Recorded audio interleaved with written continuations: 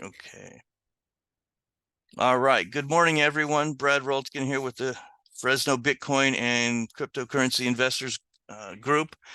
Today we're going to be talking about wallets, both hot and cold wallets, and how that relate to wallets we may have on exchanges, paper wallets, all that good stuff. So feel free to jump in and ask questions, contribute, especially when we get to the cold wallet section. There's a lot of different cold wallets out there now compared to a few years ago. And I'm sure none of us have used all of them, so we can hopefully benefit from each other's experience.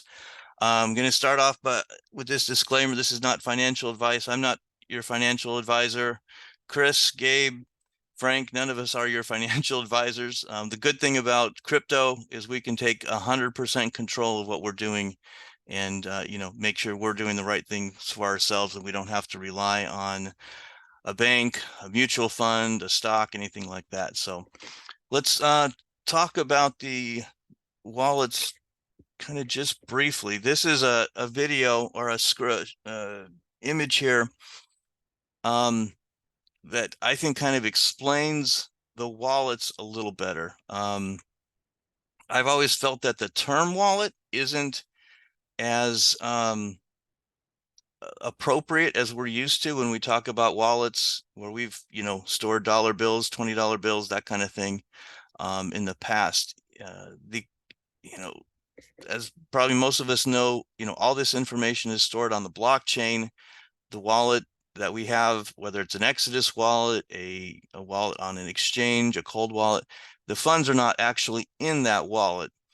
But what is in that electronic device or software is actually just the private key and the address. So that's what's stored in there. Our funds are actually electronically stored on the blockchain. If you think of the blockchain as just a big database, the private key is a password to be able to access those funds. So that's what this image kind of illustrates at the top here. Well, first of all, we've got our Bitcoin address, the 1, 2, 3, 4, as we see in the image. Obviously, our addresses are a little longer, more complex than that, but they're addresses that identify that location. We can share those publicly. I could give out my address. If Chris wanted to send me $10, he could do that.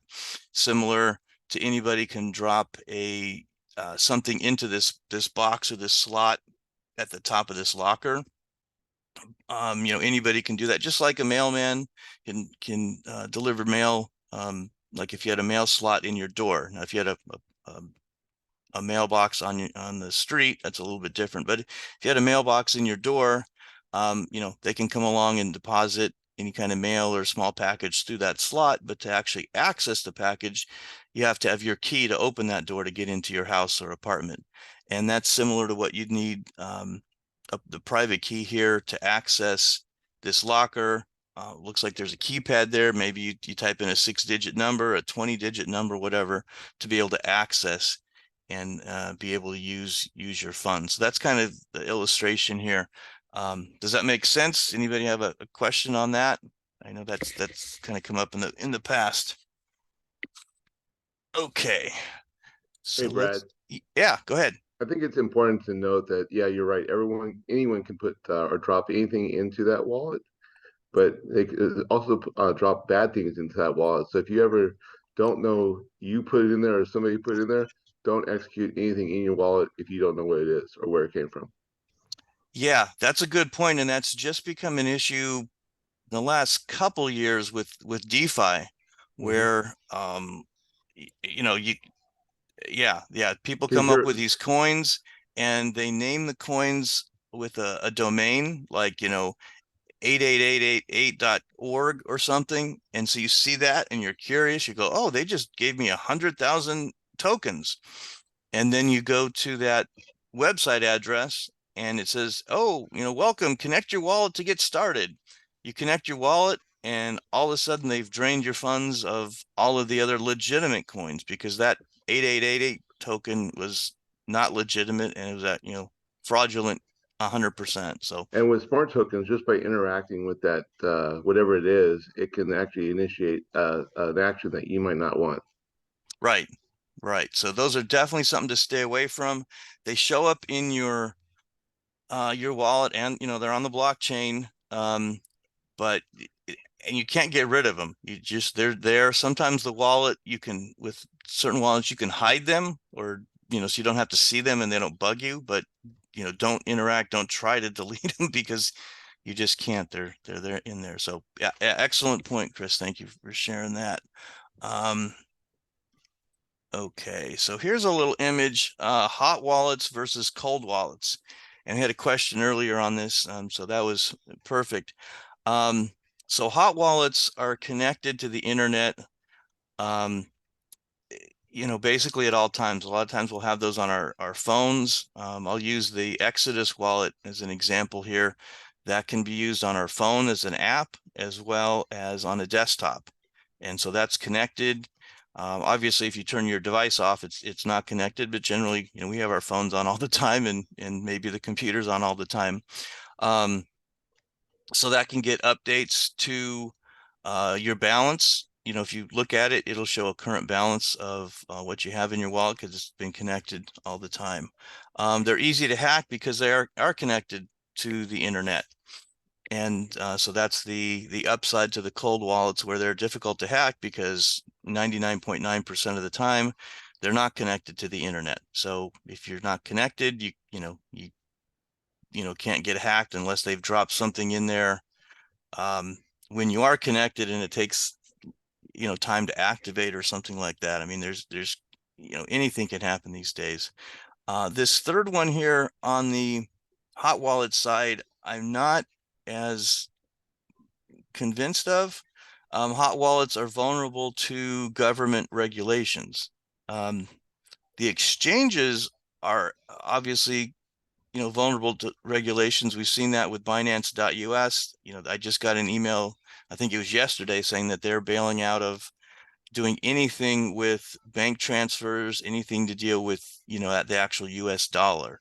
So we'll still be able to trade Bitcoin for Litecoin, Litecoin for Ethereum, whatever, trades we want to make on the Binance.us exchange, but they will not deal with the US dollars, because when they do that, then they are subject to more regulations from the government. But my Exodus wallet, I don't see how they're able to regulate or do anything there. I can use that wallet, open that up. I can send Gabe, $10 for that chicken that I just bought from him because he raises chickens and I wanted, to buy a chicken to have for dinner type of thing.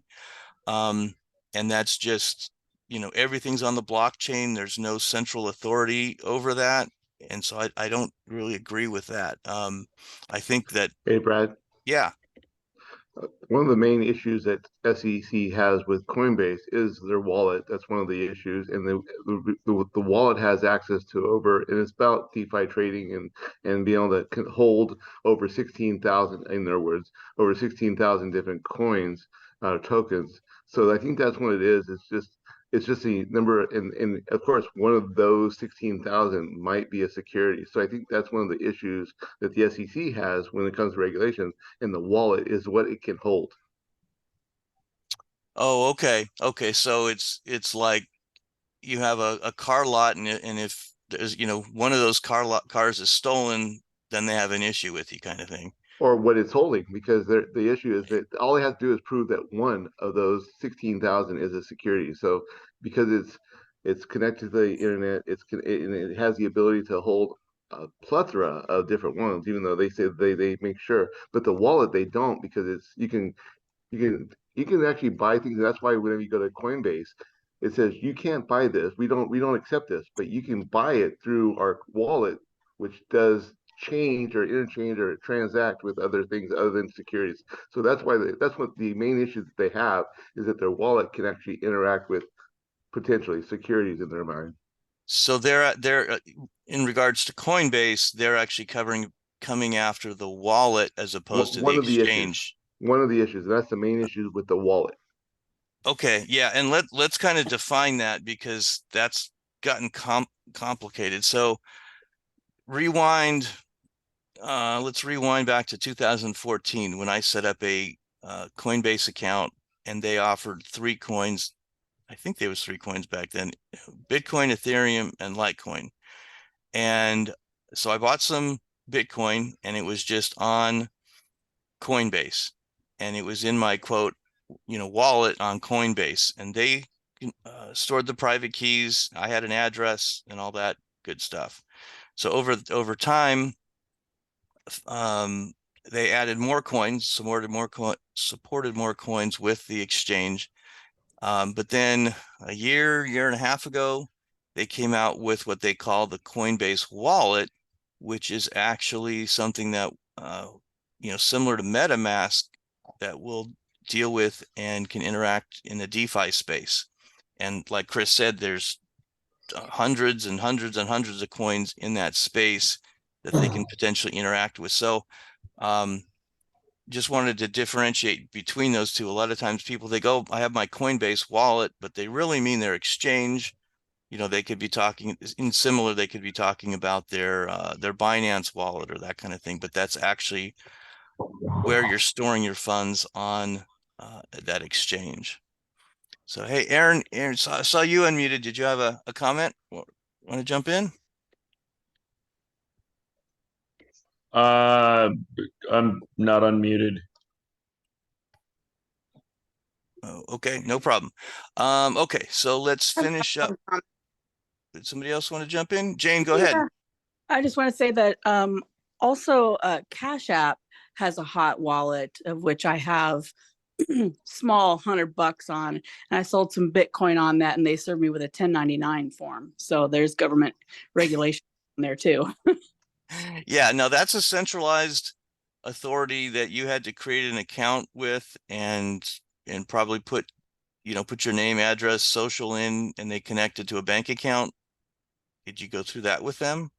Probably so. It's been too long Okay. ago. Yeah. Yeah, and I have one, and I forget how far in the process I've done. I mean, with all these things, some of them started very simply, and then maybe they added the functionality of being able to buy coins in the wallet, like Clever Wallet and Trust Wallet, um, allow you to actually use a credit or a debit card in their wallet to buy coins directly, so you don't have to go to an exchange. So yeah, it's the lines are blurred for sure in some of these things. So yeah, but good point. And I actually have the Cash App on my a future slide. I'm feeling good that I included things that you guys are already talking or asking about. So that's good. Okay, so the last one on here, a couple examples of the hot wallets are online wallets. There's some that are literally web-based that you go in and you could log in with a username and password, and it's a wallet on a website. And, that's one option. And then the desktop wallets, and then I don't know why they don't have phone or app-based wallets. Those that we're probably actually using more of those than the desktop. And then on the cold wallets, there's a hardware wallets, like we'll talk about in depth. That's kind of what really kicked off the topic, because we hadn't really talked about cold wallets specifically in previous meetings. So I kind of wanted to cover that in depth as much as we can today.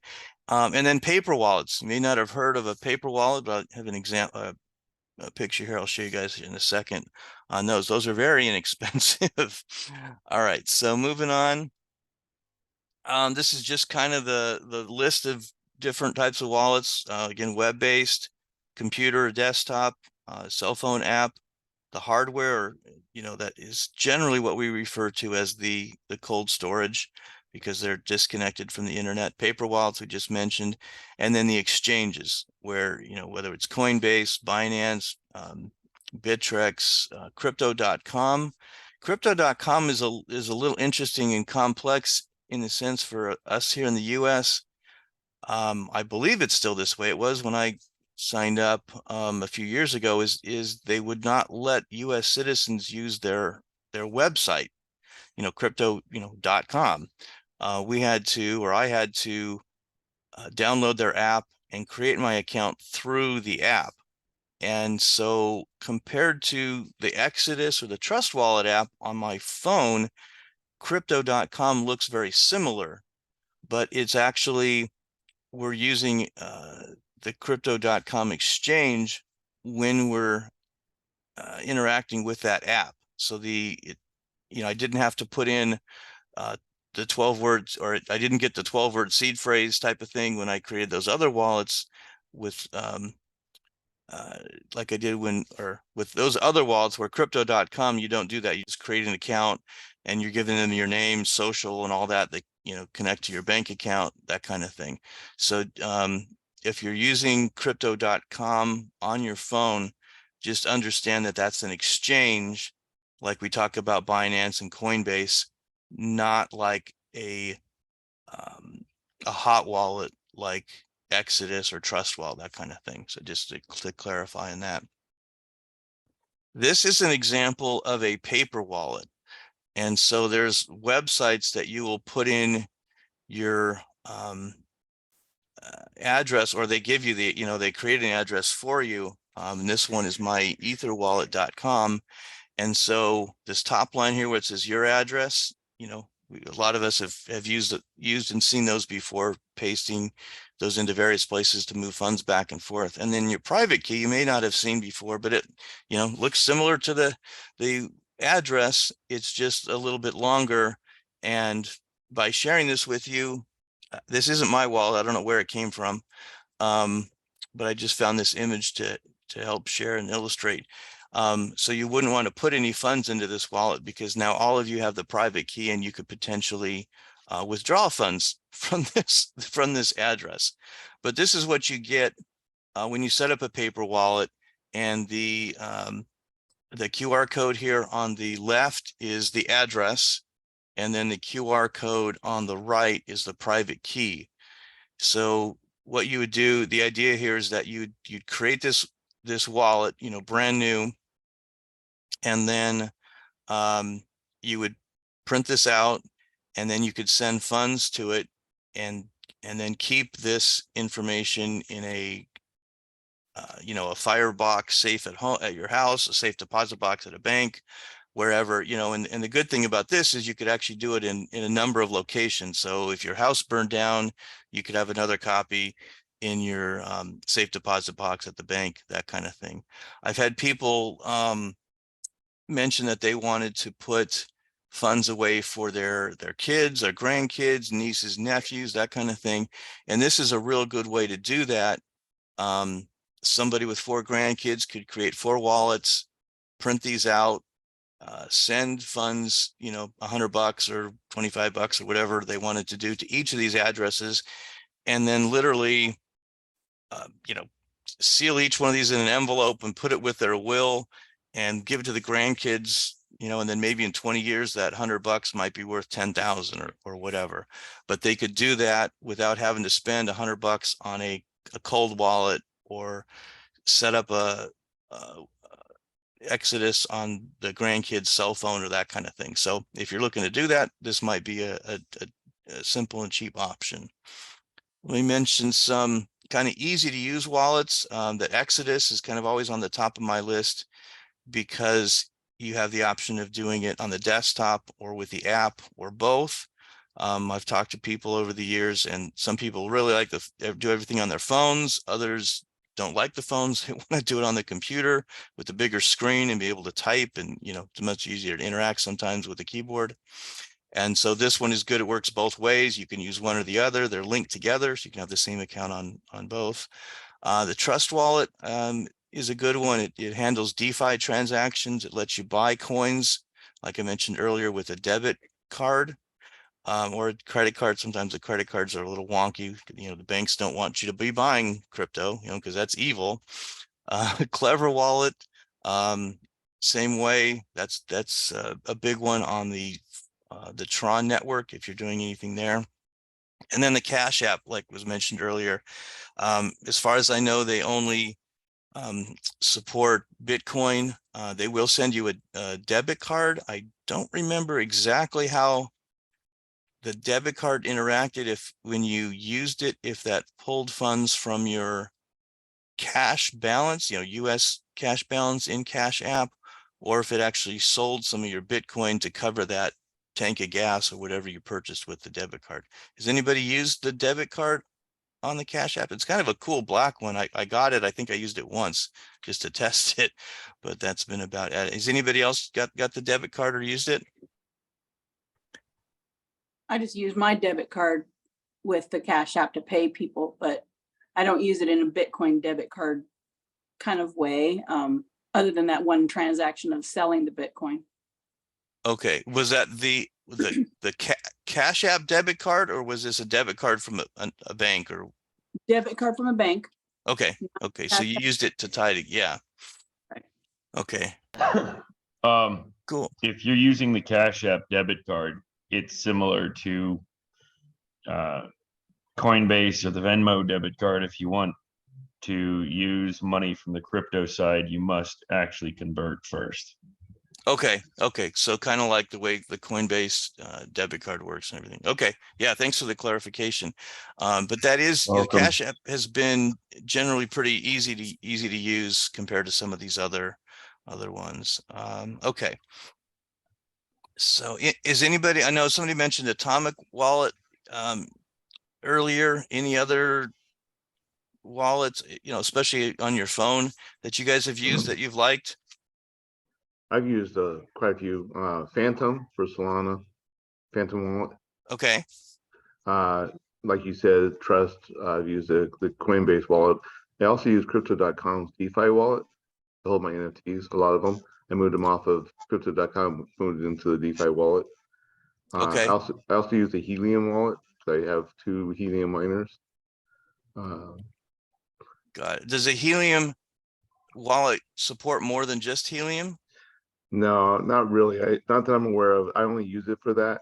But that's all I've ever used it for. I connect it straight up to the wallet, and so that way my miners just go straight there. Yeah, and that's the challenge where, when 8 years ago, 10 years ago, there were just wallets for one coin. And it's like, okay, you might have to have 10 wallets if you had different coins. And so that becomes, just hard to manage. So the Trust wallet, Exodus, that support, hundreds of coins, is much nicer. But there's some out there that, Trust doesn't support, and then you're stuck Right. with just buying that, using that Helium wallet. I don't know if it currently does, because it just, they converted, I believe, over to Solana, and I'm not more familiar with what it is now than what it used to be. So it might hold more now. I'm not really sure. I still just have it hold the Helium.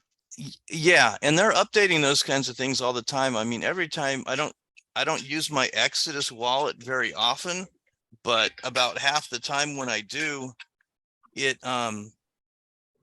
asking me to do an update, because they're always doing updates, for security and that kind of stuff. So they're obviously doing that. That's another point is, like, if you're using Ethereum, you can, send Ethereum back and forth.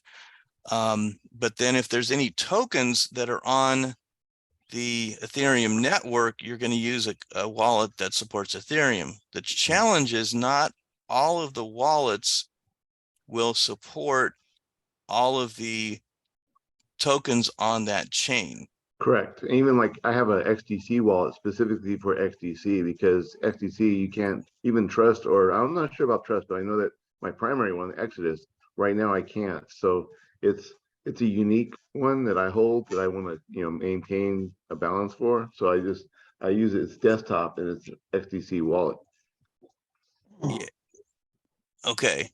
Yeah. And so, like, the Trust wallet is good, and similar with MetaMask, where you can add one of these tokens that's on the Binance chain or the Ethereum chain.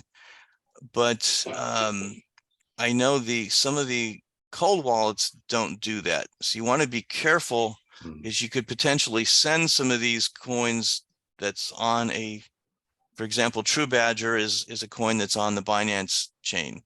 You could send that to a cold wallet that supports Binance, but if it doesn't support True Badger, and they don't allow you to add your own tokens, which I haven't really seen that on the cold wallets. I know on the hot wallets, that's a fairly easy process. At least some of them, the Trust and the MetaMask come to mind. But be careful before sending coins like that, to make sure that that wallet supports it, so you can actually get it off. If you do that by mistake, or you end up in that situation, there's always a way to get out your private key out of the cold wallet and then restore that address on another wallet that does support it, and you can get it back. You But also have to be mindful for, and I just did this. I actually worked with Exodus to get I sent Matic on the Polygon network to my Trezor, which doesn't support it, but I was able to connect my Trezor with their help to my MetaMask wallet, and then send it off the Polygon back to Coinbase, and then send it back on the Ethereum network. But it was a, it's not for the meek at heart. It's one of those things where you really have to work on it. yeah, a couple of years ago, I had some clients. I do crypto coaching on the side around the day job, and they were just getting started, and they had set up a Binance wallet, Binance Smart Chain, and they were sending Bitcoin and Ethereum to that address, which is obviously a no-no.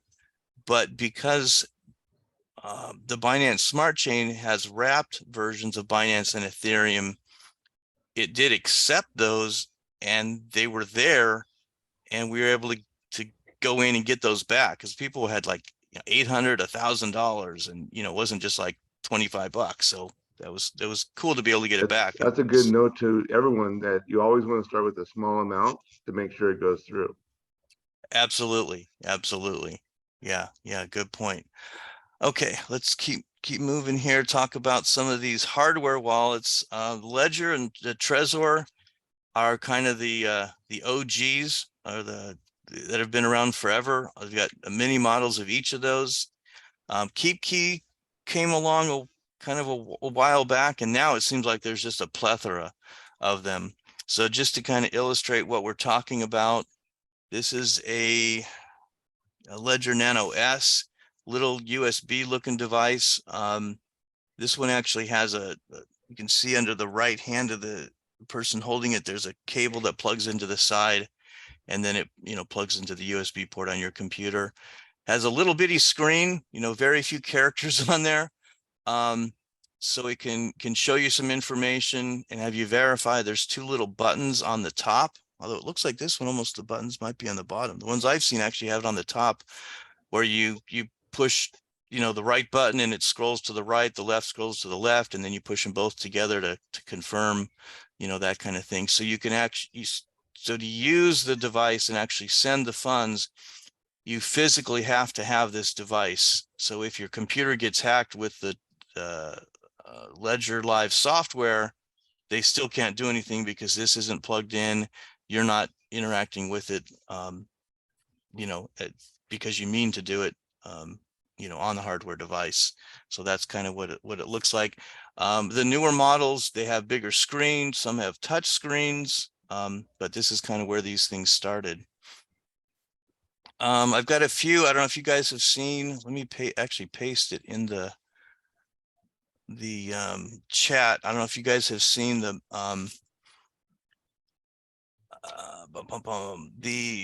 Google Doc that we have going. We always create a Google Doc for each meeting, so we can have a place to share notes and that kind of thing. I'm going to paste that into the chat here so you guys can see that. There's been some reviews on different hardware wallets. I posted those in. This was an image from one of those. So they like whichever one this was, probably the first one on that list. They like the Ledger Nano X first, this Model T with the bigger screen second, and then this Elapal third. And that one's even bigger. Has anybody used any of these? Can share your experience or what you guys thought of these, or maybe any other ones, especially any older ones. Anybody wants to jump in? I have the Ledger Nano X. About 2 years ago, I did it just like the previous gentleman said, where I only did a little bit. I transferred, I want to say, 5 or 6 units of what I was transferring, and then waited with bated breath to see if it worked. And it seemed like it didn't, but then, oh my God, did I lose it all? And after about transferring 2 or 3 times, it worked. And then I transferred a lot of it over. I've never gone back in to do anything more. I just pulled it off the exchange. It's on the Ledger Nano X, and it's I have a an app on my computer, and it seems like it's real time. It doesn't need to be connected, and it does show all my coins there. But it'll be interesting. I mean, I wonder if anyone's ever traded or received fiat back or whatever. I don't plan to do it for a while. I just wanted to get it off the exchange. But the Ledger Nano X, it's working now.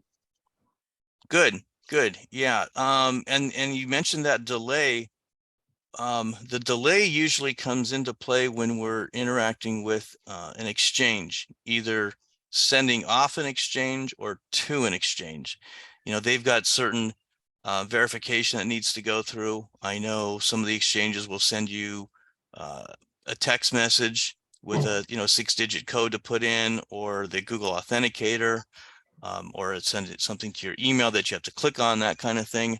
So, and even once that's done, that you've done your part, it still might take 10 or 15 minutes for them to do their thing, to send it over to you. So that can be nerve-wracking when you're like, okay, I haven't seen it, and then all of a sudden it says complete on the exchange, but Right. it still hasn't shown up, or that kind of thing.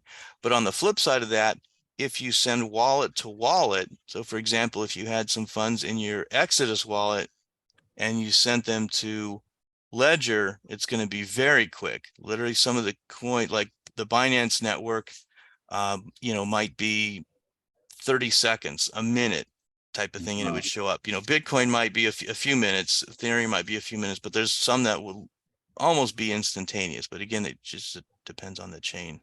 I don't know if it's a proper form, but recently in the news, Ledger's been taking a hit about if the CEO got online and said, if the government or the regulators wanted access to your wallets, he would have to, but only in a rare circumstances, and that really caused a lot of negativity online. Can you speak to that? Yeah, and that brings up the other point I thought you were going to talk about. Was maybe a month ago, where they started to offer a monthly service that would help you get back into your wallet if you lost your password or those kinds of things. And let me talk about that first, and then we'll try to figure out what the part you're talking about and how that actually works technically. I'm thinking about that in my mind while I'm talking here, but let's talk about the first part. So the issue would be if you lost your ledger, maybe you had it in a suitcase and somebody stole the suitcase or whatever, and you didn't have the private key backed up, because you can go in to these devices and actually get that private key and write it down, just in case you lost the device or that kind of thing. Now, if you have your 12-word seed phrase or 24 or whatever, you could restore that also. But if you didn't have that, or you didn't write it down, they were offering a service to be able to help you retrieve that. And it was something they were going to charge like $9 a month for. And so it caused an uproar, because it's like, whoa, wait a minute, this is supposed to be secure. I'm the only one that has it, and this kind of thing. But to make that work, it wasn't quite as bad as it sounded for a lot of us older crypto folks, privacy freaks, or whatever you want to call us. And for it to function, you actually had to sign up for the service, connect your device, and it would take part of your private key or seed phrase and store it with one entity. And like the first entity was going to be the Ledger folks. And then there was going to be a second entity that was, completely separate. And then there was a third entity that we're going to have each of this. It's kind of referred to as a multi-sig wallet, where you have these signatures at different places. And for example, in this one, there was going to be 3. And for it to function, you had to have 2 of the 3 signatures. So it'd be like a bank account. There's 3 people on the bank account, and to write a check, 2 of the people had to sign the check, but the third one didn't. But any 2 of the ones would have to sign the check. And that's how these things would work. So in that regard, there wasn't going to be one database somewhere that was going to have all the private keys or the seed phrases in one spot that could potentially get hacked. They would have to hack, two of them and then somehow work them together, however that might be. So that made me feel a little better. And the fact that us ledger owners had to sign up for that service and instigate that on our side, as opposed to them just having this information already, because they shouldn't have it. And then, setting those up for us, and then potentially having those huge databases that would be vulnerable, in different spots. So that made me feel better. Also, I have the Ledger Nano S, as in Sam, and that one is not functioning with that service. So I'm like, okay, I can't even, do that, because I wasn't interested in that. In my mind, crypto is about us being in control and of our funds, and so I didn't want to engage them to help, quote unquote, help me restore my things as far as that goes. So with that being said, talking about the government trying to access, in my mind, that would only work or come into play when, if you would have signed up for that restoration service, if they're looking at it from a standpoint of being able to access the funds and take them out of your wallet. The other side of that is if it's just a matter of the wallet addresses that any ledger has ever created. And I'm not sure how that works technically. If say for example, I buy a new device, I go to set it up, and then all of a sudden there's a Bitcoin address, an Ethereum address, and all that kind of thing. I don't know if there's a way that Ledger knows those specific addresses, or if it's the same process as Exodus would use to, hey, I need a new Bitcoin address, Hey, Brad. put it in this wallet. Yeah, Chris, go ahead. So the firestorm came when Ledger staff and their customer service, they were their own worst enemy. And it's on Twitter, they were their own worst enemy, because those two things that you just talked about, they tied it together saying, well, we've always had that ability. And they were like, wait, this is a standalone, I own this stuff. No, we have always had the ability to gain access or to get your seed phrase. That's just the nature of the business. Well, they were their own worst enemy, because they acknowledged that there is a way for Ledger, and that's where the government comes into, like, wait, now you're saying that you have always had the ability to get my seed phrase out of my ledger, even though it's my ledger, not yours. And now if the government says, Ledger, we need that access, well, we've always had that ability. Now the government knows they have that ability, and now if they seek a subpoena or a search warrant, they can go through Ledger to get to your private key, your private keys. Wow. Okay, so that was a firestorm. Okay, so that contradicts what I was reading after that came out about them offering that service. And the thing that was brought up there in those articles, they were saying the Ledger software is not open source, like that's part of the problem. Like the other, like Trezor is open source, so we can, anybody can go in and look at it and see what's going on. Okay, so that's interesting. They were their own worst enemies, and that's what caused a kindling, a small little fire, saying, well, hey, this isn't a good service. What are you guys doing? And then the response was, what are you talking about? We could always do that. And then that caused a big, like, it ignited a big firestorm. Well, yeah, if that's, I mean, that's actually true. I mean, I'm having a hard time believing that's true. I'm not doubting you, Chris, but just like in my mind, I'm trying to put this together. And you can look at the response. It's not necessarily the service. That wasn't the issue. It is part of the issue, especially to privacy, right? People, why are you going to do this? And you had to accept the update to the app, right? You had to accept the update to the ledger. That was an issue by itself. But the response to some of the screenshots that everyone saw that customer service did was, wait, we've always had this ability. It's a matter of trust. You have to trust us. And then that's whenever they're like, that's a big firestorm. I'm like, no, I don't think we need to trust you. Number one, your software isn't even public.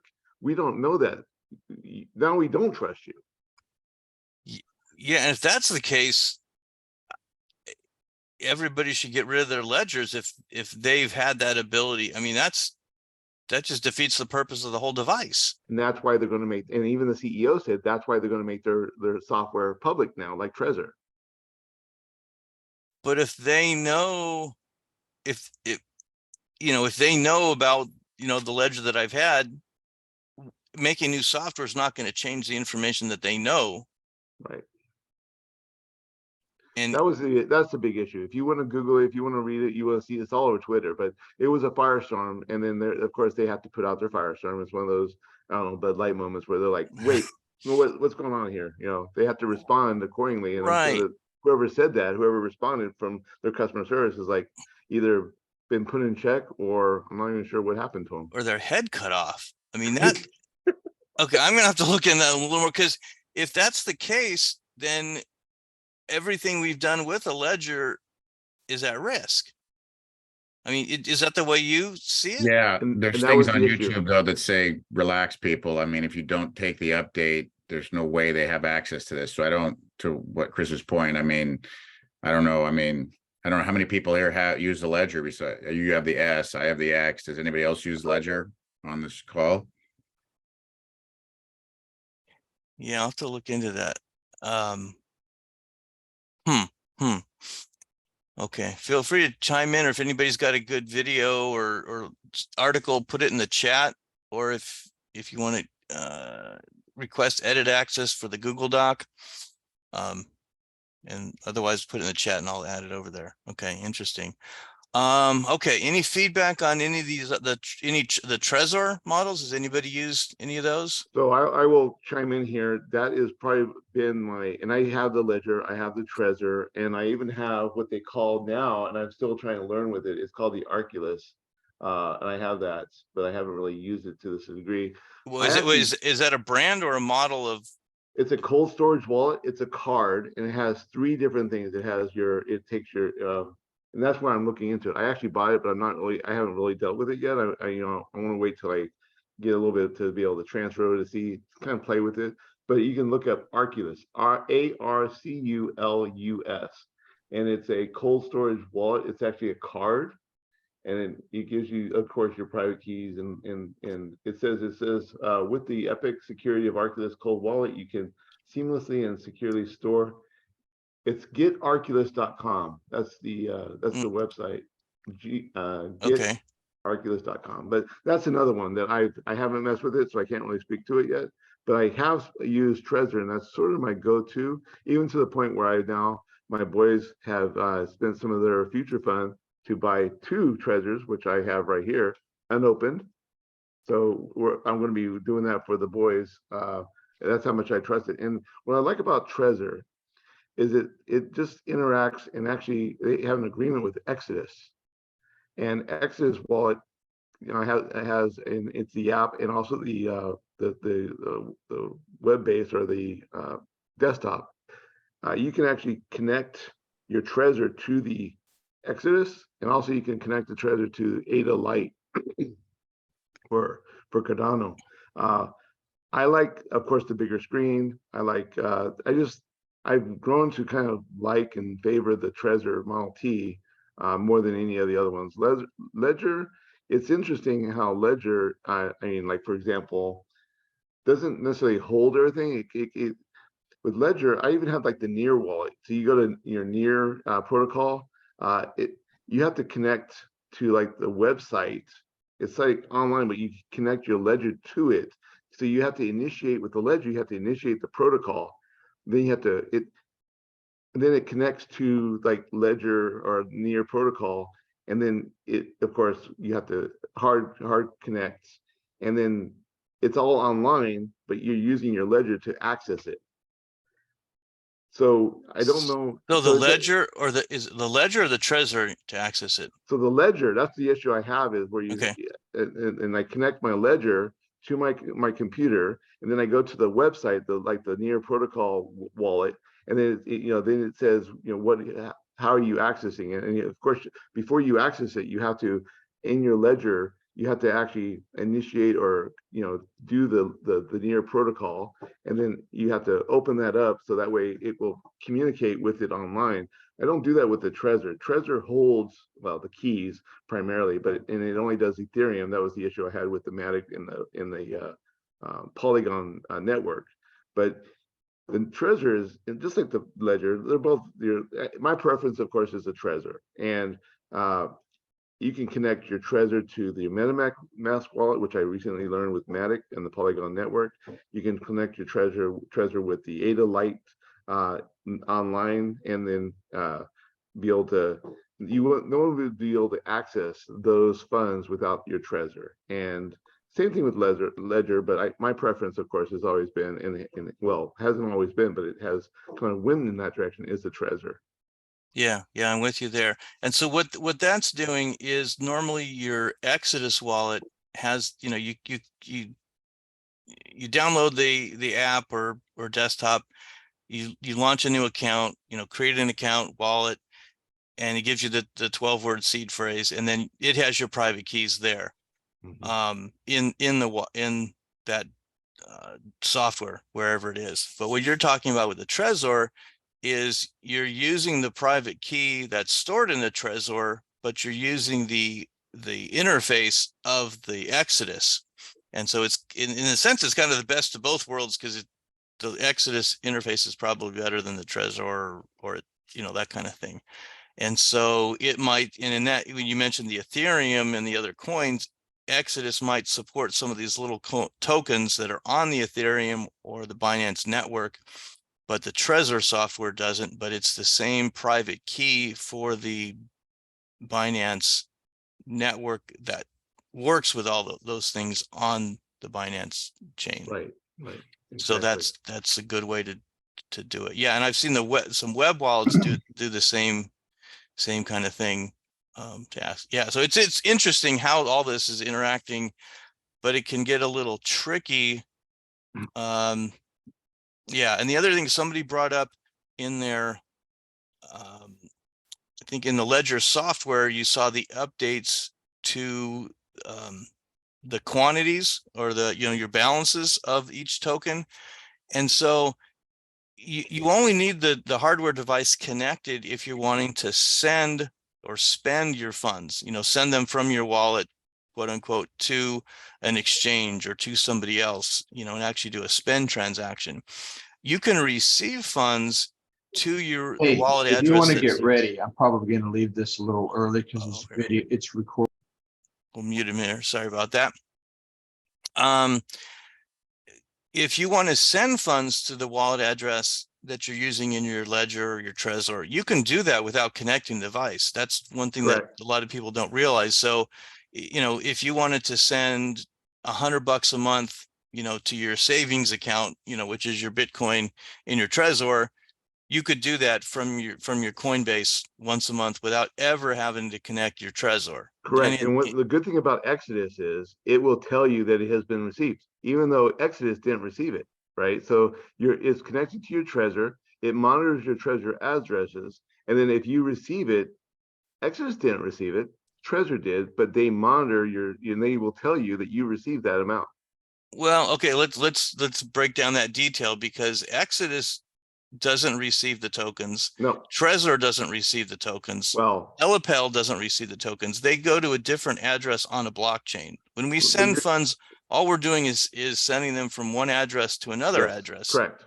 And we're using the wallet to access those and to send the funds out. But I'm saying that as far as if you just sent the funds to a specific address and you didn't have your Trezor connected, the app will still tell you that you received it, even though even though Exodus didn't receive it, even though your Trezor didn't actually receive it. But the confirmation is there that it went through. Right. And I've actually used there's a function in the Trust wallet that you can put in any address and you can look at. I had a client that I don't have his info or whatever, but I put his address in like an account, and it just calls it a monitoring or something there's a term for it. So I can see what's going, I can see his Nice. balances, Yeah, which yeah. any of us can do because it's all in the blockchain. It's The open. trust it's people open, just made it convenient. Michael, go ahead. Just unmute. I'd muted you a second. There was some background noise. Yeah, I apologize for that. I was talking to my wife briefly. There's a card that I've heard of, and I know a number of people who are really sophisticated have used this thing called Cold Card, and it has a mini USD, a mini SD card. And so when you take the information, it gets put on this card, and then that information, then it's taken out and it's put into this cold card. And so your information is never actually hot. It's always cold. Somehow, you guys need to check it out. It's called Cold Card, COLD, CARD. And there may be a couple versions of that, but it has, very high-end, encryption, 256, which is really nice. But it also has two different processors in it to give you two levels of protection or two levels of encryption. So when the SD card is in the card itself, the little mini SD card, it is completely offline, completely cold. And the only way that you can get your information off of that is to take that mini SD card and to put it in a hot situation so that you can trade it or sell it or do whatever you need to do with it. So it may be something to check out. Yeah. And it is coldcard.com. Yes. Definitely something I've added to the Google Docs. You guys can check that out later. Interesting. Yeah, it looks like there's this little device they said called the Cold Card Mark IV. That's the newest version. Yeah, interesting. Okay, well, thank you. And that's absolutely the reason for these meetings is so we can share this information because none of us, can keep up with all of it. So awesome. Thank you, Michael. I just FYI, I like this one particular because there's no scuttlebutt about the things that you and Chris have been talking about. There's nobody in the background saying, hey, we've always had information, or maybe we've never had information, blah, blah, blah. This, you and only you have that information. So, okay. Well, just to play devil's advocate, there may not be enough people using it to have these issues. I don't know how long it's been around or how popular, but the Ledger and the Trezor have been around so long that if there's going to be problems, it's probably one of those ones that there's millions, I don't know, millions, but at least hundreds of thousands of people using. But yeah, definitely something to look at. And if that's they've the got thing about all these others that you showed up here on the screen here, Brad, is that we are so, as a society, we are so used to having this interface of being able to see, you can see every single bit of your stock transactions, your bond transactions, every other kind of transactions. And you see it in real time as you trade, as you buy, as you sell, as you would put in money, take out money. And that's what we're used to. But Bitcoin, by its nature, by its, here's a word, your thievability. I just made that up. Thank you very much. Mark this day down. But that, having something that is completely cold, but on the like you said, playing devil's advocate for a second, the thing about that is that if you lose that information, we all know what happens there. It's on all of us. Yeah, you get added to the 1 million or 2 million forever lost Bitcoin. Right. Oh, So, I think we just lost Gabe. I was going to ask him about the Elipal. Shoot. Okay. Let's see if Gabe comes back. Maybe he got disconnected here. I know he's used that a little bit, and I was curious because it's got like the huge screen on it. So yeah, questions on that. Okay, maybe he'll jump back in. Okay, another image here of some of these devices. Yeah, let's see. Let me throw this up just so you guys have our link. FresnoBitcoin.com is where we've got links to everything we've done in the group, future meetings, recordings of past meetings. all that good stuff. Here's my contact info. I'll leave up for a couple minutes, and I'm going to switch over and share a screen. And we'll go to some of these other sites and can share those with you as well. See if Gabe comes back. Anybody else have any questions before we move on and share some of these other screens? Hey, Brad, just to comment on the wallets. I think I think we are a bit away from mass adoption, and until these wallets and the security and the safety and money's a big thing. And right now, it's always holding your breath whenever you send something to somewhere, or it's if you haven't done it right, or it's trial by fire. And I think in order for it to become a global thing, I think it's going to have to get a lot easier, in my opinion. Right. Well, it's interesting you mentioned the mass adoption. It seemed like that issue with that Ledger was doing to be able to restore and get back your seed phrase and that kind of thing that they were offering, that seemed to be a step in that direction towards becoming mass adoption, because we're used to calling an 800 number to reset our debit pin or whatever, that kind of thing. Very true. And so to be able to, I think what they might have thought is like, okay, we can keep OG, and we're like, we got 500,000 hardcore people using this, or we can make it easier to use, offer this service, charge them $9, and then open it up to 100 million potential customers, type of thing. Right. And that, maybe us OGs have to stick with the version, like my original version of the Ledger Nano S, because they're probably not going to upgrade it or whatever, barely support it. But if it still works, it still works. For now, I don't know how that would change if I have that same software on my computer, unless like Windows 28 doesn't support it Right. down the road or whatever, that kind of thing. So that's a great point about the adoption, because it is going to have to get a lot easier.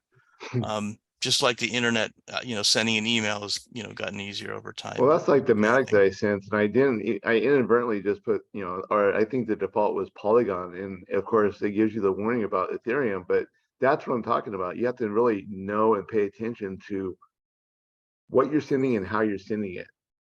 Yeah. And they've gotten a little better in that I've seen like where the exchange will confirm that if you put the address in, it'll say, yes, this is the right address for that network, or this is not the right address for the network. And so it's warning you there, which, come on, people, it's software. You should be able to do that. So I'm glad to see that they are.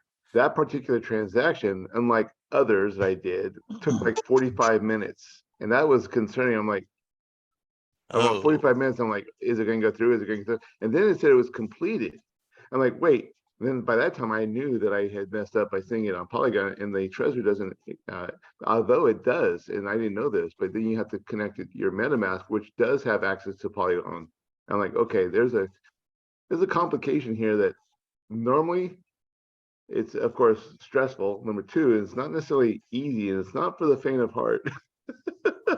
Yeah. Well, so like MetaMask and Trust Wallet are good because you can add new networks to those wallets. Exactly. If you just have the contract and all that, all the specs and stuff. Yeah. I think that's where the cold wallets should go to. I mean, right now it's primarily Ethereum, but I think the cold wallets should go in that direction. I know that Ledger does it, but I'm not sure if you can easily do a Trezor yet.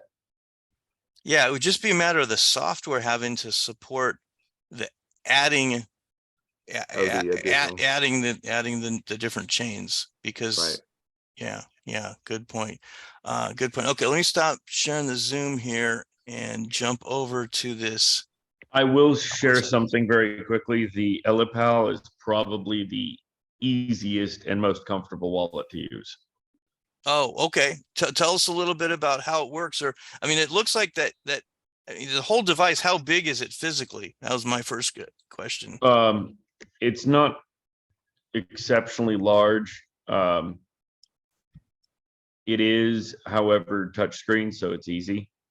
Right. But it's not as big as a cell phone. Is it a little smaller than like a small iPhone? It depends upon the type of cell phone you have. Okay. Well, I'm just trying to relate it to what I saw on the screen to how big that is. hold on, I can actually take some measurements and I will tell you. Okay, up on the screen here, I've got the cold card that Michael brought up. I think Elapel also makes a cold card, but hang on, I'll pull up some. No, I think there's might be a Arculus crypto cold card storage wallet. But the Elapel. Yeah, so The that was Elapel is the size of a small cell phone. okay. Okay, and Back that's when they obviously were, this the screen is big enough to see type of yeah, thing. So, back when cell phones were 4 or 5 inches. This is slightly short of 5 inches, but okay. it's as wide as the average cell phone today at 2.5, and then it's a Okay. half-inch thick. Okay, and so you've used it for a while, and does it support a number of coins? You know, and It supports enough. yeah. Now, let me mention what support and actually usability means. On some of these, like with the Ledger, you have to save or put an app on the device to be able to store the coin. And the problem there is that there's only so much memory in the device. So you might run out after doing Bitcoin, Ethereum, and Litecoin. You might not have room for any other one. So they support hundreds, but there's only room in the device to support 3 or 4. So kind of there's a difference there as far as that goes. So just to be aware of that doesn't always mean that you can do that. Yeah, here on their website, they talk about storing over or 10,000 coins. Now that might mean all of the Ethereum and all of the Binance coins and tokens, but that's only, 2 chains that we're talking about. So, okay, good. I will share something with you guys that might be of interest. If you click on that link, that's a way to back up all of your wallet addresses. Is this is it in chat? Okay, hold on, let me open this. Holy cow. That's a big one. It's similar to the idea of Fred Flintstone from the Stone Age, where you actually chisel something into metal. Okay, yeah. So you basically use this to put your 12-word seed phrase in this device, and it theoretically can't burn or that kind of thing. So yeah, I've seen it. It's stickers or an imprint on metal. That's it. Right. Exactly. So yeah, something good to do on that. So now does that coin up to 24 words? So we potentially would have to have a different one of these for each wallet. Yes, but the advantage to that is that your stuff is safe. Well, you can restore it, and you have a good copy of it, as opposed to a piece of paper that has been in your wallet and wore out and maybe got wet and the ink smudged and that kind of thing. So absolutely. Hey, Brad. Yeah, thanks. Go ahead, Chris. I recently watched a video, and I wish I would have done this at the very beginning because I've never had to do it. But one of the advice and one of the suggestions was to, when you get a new cold wallet, and you send a little bit, not don't send everything, but send a little bit. And before you send everything, you want to restore it. Once you receive it, restore it to make sure that restore function works. Because 10 years down the road, if you send everything right away, and then you've never restored it, you don't know if that works. Now, when you say restored, you mean kind of like wipe it out and put in your 12 words again? Yep. Okay. The other thing I tell people is use the software or whatever's involved to send that small transaction back to somewhere else, just to make sure you're comfortable with that part of it, as opposed to, like you said, you send it, like, how do I send it back? Or send it anywhere else? Yes, but the whole point was to make sure that restoration, because if you ever do lose it, you never check to see whether or not you restored to begin with, and which I haven't. I have my Trezor. I've never actually wiped it out. I had everything. I don't know 10 years down the road whether or not it's going the restoration, the keywords will actually work if I wrote them down correctly. You know, Right. it's one of those things. Right. Better to find out that those things got That is yeah. another wallet I'm considering using. I Okay. have that one. That's the one I have, but I haven't messed with it yet. Yeah, and Chris had mentioned that one. So yeah, there's we can't spend 15 minutes looking at each one of these things, but we can look at these and maybe in a future meeting kind of compare notes and say, hey, this was good because of this or whatever. And I think it's interesting how these companies are having different approaches to this process. And they're not all the same little devices you plug in. Some of them, the one thing I'll mention that I don't like it, it makes it easy, but I've seen some of these that instead of plugging them into our computer, they Bluetooth to our cell phone, which to me is like, that's another security hole or potential, problem. So it just doesn't make sense to me. Yeah, it's easier to use, but these things don't need to be that easy to use because we're not using them all the time. We're just going to use them once in a great while. If you're actually sending your funds somewhere often on a regular basis, a couple times a month, that kind of thing, maybe those are the funds you want to store in Trust Wallet, in Exodus or something like that. And, maybe like if you have $10,000 in Bitcoin and you're trading 1,000 of it, well, keep 1,000 on the exchange and keep the other 9,000 in your cold wallet. Or if maybe you buy $1,000 worth of Bitcoin a month and you spend it or you swap it or something like that, just put that in your Exodus or whatever, wallet on your phone. So you can use it easy. If you're going to be going back and forth, if that means that your cold wallet is going to be more secure, less prone to vulnerabilities via Bluetooth or anything else on that. That's a good point, Brad. Also, what I do, and I don't bring out my Trezor every day, every week, but I do have in my phone a reminder on the first of every month to bring it down to make sure it's updated and plug it in, and that way it stays updated. I don't do anything with it. I just update it, and I'll tell you, every first of the month there's usually an update. But I do that way. 10 years down the line, if you forget about it, which it's a good thing to do, especially if you're not dealing with crypto, you have it, you just want to put it away. But that's sort of like your device to your money. So you want to make sure that it's updated. Yeah, I was helping somebody with a Ledger Nano S, and they had a really old firmware, and it was like we were trying to figure out how to update the firmware, but they were like 3 versions prior to what was being supported on the firmware. Now I did another one that I made it work, but I couldn't do it real quickly with helping that other person. But that's a good point, that problem would have been solved by updating Yep. on It's just a a regular reminder. basis. First Yeah. of the month comes around, I bring both my Ledger and my Trezor down, and I plug it in, and I update the software, and then I put it back in storage. Mm-hmm. Yeah, good deal. Michael, I saw you jump in. Did you want to make a comment?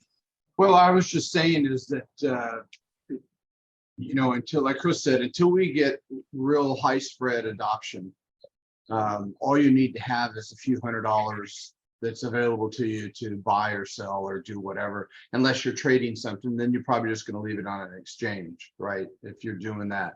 Right. But the reason I brought up something like the cold wallet is, if you have a good amount of crypto, Bitcoin, Ethereum, and others, and you're going to hold it. That's all I'm doing right now. I'm just holding and buying more. I have a little bit in a trading account, a few Ethereum in a trading account, and that's it. The rest of it, I'm just holding and just waiting for 2025 to roll around. So I don't need to have it available anywhere that's hot or I really dislike the idea of anything that's Bluetooth. because Right. people have devices that can come and swipe stuff from you. I mean, they're stealing stuff right off your phone now. Right. You know, your pins and your bank information and your, you know, information to get into your car and everything else. I mean, you know, can you imagine a crook finding, hell, I just got $5,000 worth of Bitcoin, you know, off of somebody's thing, not knowing that. So that's the reason I like something like a cold card, where you never have hot attached to it until you want it attached to it, until you're actually taking that out and you're Right. transferring that or you're spending that. The rest of the time, it's cold, it's hard, it's put away. It's just like, you know, like a pair of scissors in your desk. Nobody knows where it's at or that it's even there until you need it. Exactly. Exactly. Yeah, that Bluetooth, like this one we got up on the screen, it's just that just doesn't make sense to me. Again, these kind of things, in my opinion, are premature. They're trying to make it an easy way of doing this. And you know, they're making money on it. A lot of people, not only newbies are out there, they don't really understand that. And, you know, they don't understand the level of security that's necessary to own crypto. You know, Yeah, maybe, now it's good if this, I mean, if somebody buys this Cool Wallet S and they move their $5,000 off of Coinbase onto this, even though it has the Bluetooth, I'm good with that. They've made a step forward. You know, don't, you know, we're not poo-pooing this thing entirely, but when we're really, you know, to be secure, we probably don't want Bluetooth or anything wireless. That just, it opens, there's too many potential problems. No, Sure. you want a total air gap, but for a Bluetooth enabled wallet, this is one of the better options. Okay. Okay. and Let's it check. also has a heck of a lot of memory. This one's got a gig of memory storage. So, Oh yeah, but that's I will say that, you know, you and I've talked about this, Brad, and we've talked at the me and Ed's thing, and that is the Lightning wallet, or excuse me, Lightning network. You know, that's really the key to how this is all going to work at some point in time in terms of availability to the masses. It has to be in a situation where people can buy and sell products or whatever they want, whenever they want, and then be able to know that their actual Bitcoin or their crypto isn't subject to theft, and that they can use it in, you know, like at a store. I mean, that's the ultimate thing, isn't it? That somebody just goes into a store somewhere, they go into a 7-Eleven, or they go into a Macy's or whatever, or Costco, and they just put out their card, and, you know, it takes off $192 worth of crypto. And then, you know, they made their transaction just like they would with a credit card. right. So, Right. With that's the definition of mass adoption in my mind, when we can spend it, that kind of thing. And that's a whole another story Oh, for sure. and I will also add something else. You should all be on the lookout for anything related to APT hacking group. Okay, you said APT hacking group? Yes, there are multiple APT hacking groups. They have different numbers associated with them, such as 20, 10, 40, etc. They are functioning around the world similar to terrorist cells, and they hack anything and everything, including the FBI and several other large entities. They are advanced persistent threat. They will frequently send emails saying you must send certain number of Bitcoin or another cryptocurrency. And if you do not, I will use all of your data. They will blackmail you. Do not send them anything.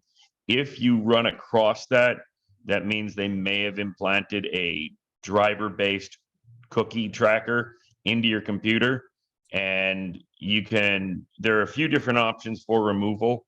Most of the antivirus programs will get it, but the only way to truly be sure is to zero out your hard drive and your drivers and reinstall.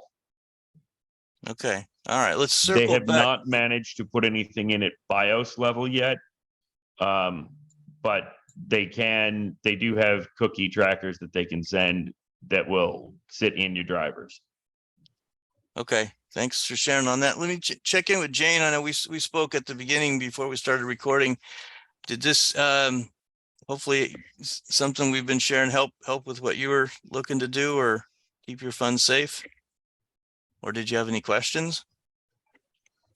Go ahead and just unmute and jump in. Let's see, maybe she stepped away there. Or anybody else want to jump in? Or, especially any questions like, we brought something up and it didn't quite make sense, or, missing part of the what's involved or how to use it, that kind of thing. Pretty much all these come with software. You got to connect them to your computer, and then interact with their software. Unless they have these cool looking screens, but you're still going to have to connect it to the computer, hopefully. Okay.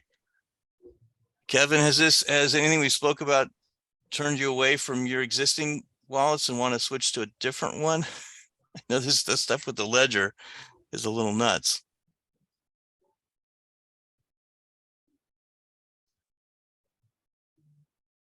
All right, I did share this Google Doc just on the screen so you guys can see what it looks like. The link to this is in the meeting notes, or the kind of the description on Meetup, so you can get to this. Yeah, let's see. Any other questions or anything we didn't cover you guys want to have, or any questions come up since the last meeting about anything crazy in the market, other than the market's obviously been going down lately and some of these coins more than others. I think right now is a good chance. I mean, obviously a lot of people are saying buy because the market's actually going down because of obvious reasons with the SEC. But I think this is an interesting time. I think this summer the XRP case, the Ripple case, is going to come. They're going to announce that, and that's going to throw a wrinkle in the SEC's case. And it's going to be interesting. It's interesting time right now to be in crypto because there's a lot of fear. And when there's a lot of fear, probably should be buying. Not financial advice. Right. Absolutely nothing. Yeah. But it's, you always look back and go, oh, I should have done this. I should have done that. And I mean, what do we got? Cardano's down 30% in a week, 35% Matic, 20%, even SHIB is down almost, 21% kind of thing. So, yeah. So hang in there, guys. It goes up and down, take advantage, maybe just trade it. Who knows? But yeah, it's holding in there. Okay, good. All right. If there's not anything else, we'll call it a meeting, and look forward to next month. I don't think I have a topic up for next month yet. We'll also be meeting in person here in a couple weeks at Me and Ed's like we do on the Sundays. Again, all those are going to be on the meetup here. And if you do have any topics that you guys want to cover, please reach out and let me know on those. I'm always looking for new topics. Sometimes it's worth reviewing previous topics like these wallets, because, in the past year, things have changed sometimes quite a bit. So look forward to see you guys in the future, and have a good rest of your day. Take care, Thanks, Brad. everybody. Bye, everybody.